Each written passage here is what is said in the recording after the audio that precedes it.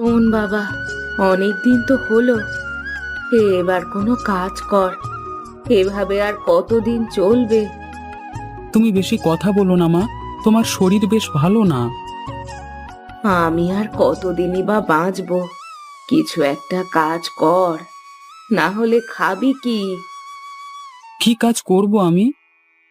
তুই মাঠে আমাদের জমিতে চাষাবাদ শুরু কর। চাষ করতে গেলে তো অনেক টাকা লাগবে।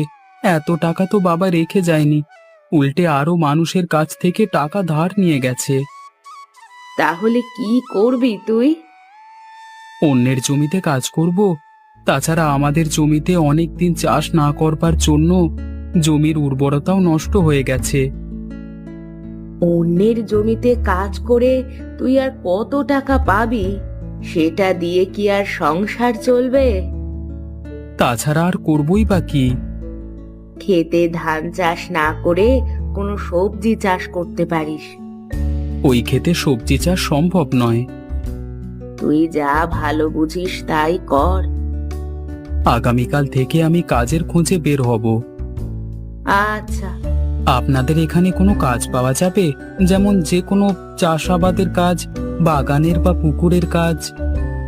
তুমি তো এখন অনেক ছোট গো, তা আমাদের এখানে তো তোমার কোনো কাজ নেই। দেখুন না যদি একটু কোনো কাজ দেওয়া যায়। তুমি যাও তো এখান থেকে, আমার কাজ আছে, সময় নষ্ট করো না আমার, যাও। বাবা, আমাকে কিছু খেতে দিবে? দুদিন ধরে কোনো কিছু খাইনি। আমার কাছে এটুকু শুকনো মুড়ি ছাড়া আর কোনো কিছুই নেই। আমি এর বেশি কিছুই দিতে পারবো না। অতটুকুই হবে বাবা? আপনি গাছের নিচে বসুন।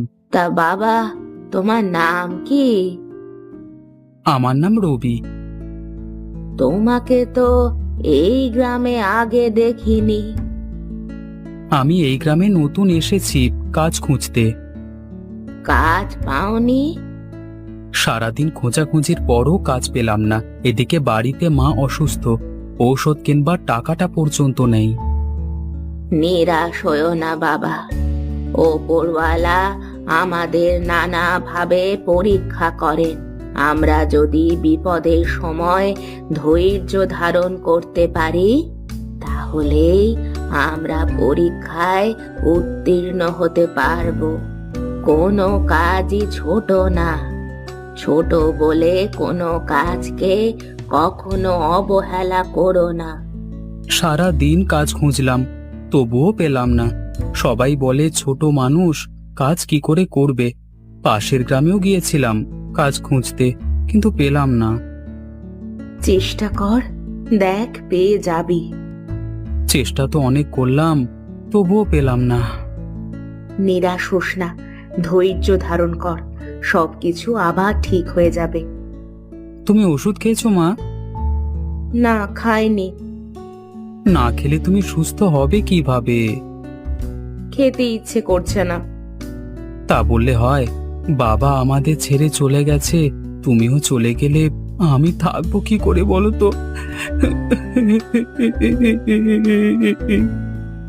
কি করব বল, তোর যে সংসার চালাতে অনেক কষ্ট হয়ে যাচ্ছে।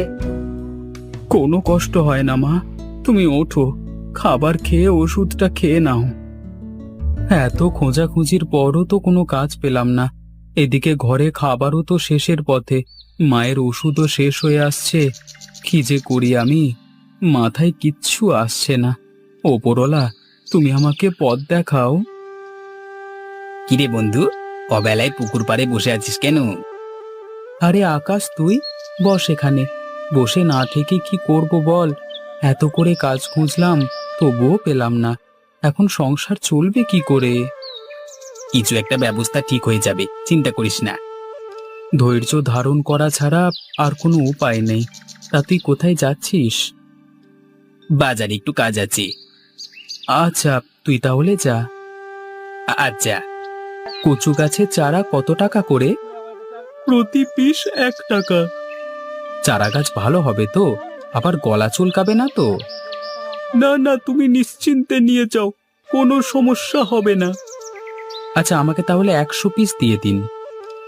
এত কচু চারা দিয়ে কি করবে তুমি? কচু চাষ করব ভাবছি। ও আচ্ছা, এই নাও চারা। তোমার 100 টাকা হয়েছে, কিন্তু তুমি 80 টাকা দাও। অনেকগুলো একসাথে নিলে তাই একটু কম রাখলাম।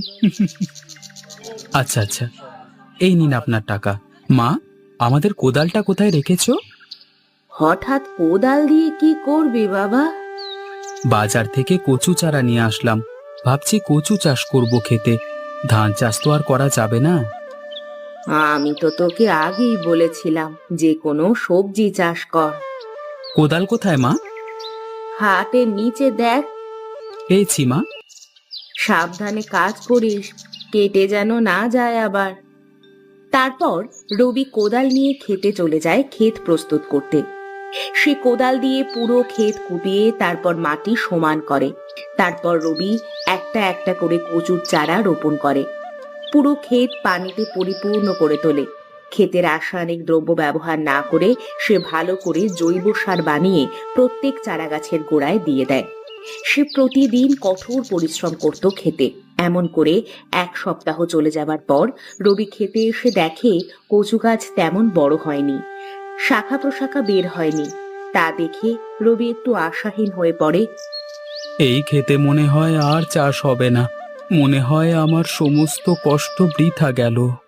এমন করে আরো 1 সপ্তাহ পর রবি খেতে এসে দেখে পুরো ক্ষেত কচু গাছের সবুজ পাতায় ভরে গেছে। কচু গাছ যেমন বড় হয়েছে তেমনি কচুর লতি এবং সবুজ পাতাও বড় হয়েছে। এটা দেখে রবি খুবই আনন্দিত হয়। ক্ষেত থেকে কিছু লতি ও কচু গাছ তোলে, সেগুলো বাজারে বিক্রি করবে বলে। মা দেখো, তোমার ছেলে খেতে কচু চাষ করে কত বড় বড় কচু গাছ, কচুর লতি হয়েছে।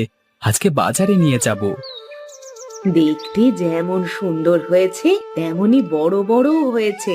খাবার খেয়ে তারপরে বাজারে যা। তুই পুকুরে গোসল করে আয় বাবা, আমি খাবার বেড়ে দিচ্ছি। তুমি তো অসুস্থ, তুমি খাবার দিতে পারবে না, কষ্ট হবে তোমার। কিচ্ছু হবে না, আমি পারবো। সাবধানে কাজ করো। কচুর লতি নিয়ে যান, কচুর লতি নিয়ে যান, একদম কীটনাশক মুক্ত কচুর লতি এবং কচু আছে, নিয়ে যান নিয়ে যান। ভাই কচু ভালো হবে তো? আবার গলা চুলকাবে না তো? না দাদা, একদম রাসায়নিক দ্রব্য ব্যবহার করি না আমি। নিজে জৈব সার বানিয়ে খেতে দিয়ে চাষ করেছি, কোনো রকম চুলকাবে না। আচ্ছা ভাই, কত টাকা করে পিস কচু? 20 টাকা প্রতি পিস। খুব বেশি হয়ে যাচ্ছে না ভাই? হ্যাঁ, কীটনাশক ব্যবহার না করে চাষ করেছি, দাম তো একটু বেশি পড়বেই। তা ঠিকই বলেছ, আর ভালো জিনিসের দাম তো একটু বেশি হবেই। হ্যাঁ হ্যাঁ। আচ্ছা, আমাকে একটা কচু দান তো। কোনটা দেব? এটা দিন আমাকে, এটা। এই নিন আপনার টাকা। কচুর লতি কত টাকা করে আঁটি গো? 10 টাকা করে।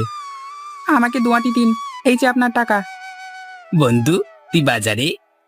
কচু এবং কচুর লতি বিক্রি করতে এসেছি।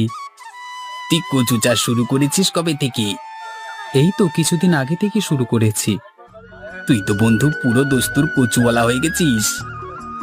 কাজ করে বেঁচে থাকাটাই হচ্ছে সম্মানের। যে কোনো কাজকে সৎভাবে নিষ্ঠার সাথে করতে পারাটাই জীবনের সার্থকতা। যথার্থই বলেছিস বন্ধু। তা মাসিমা কেমন আছে? মা আগের থেকে একটু সুস্থ আছে। তা বাজারে এসেছিস কেন?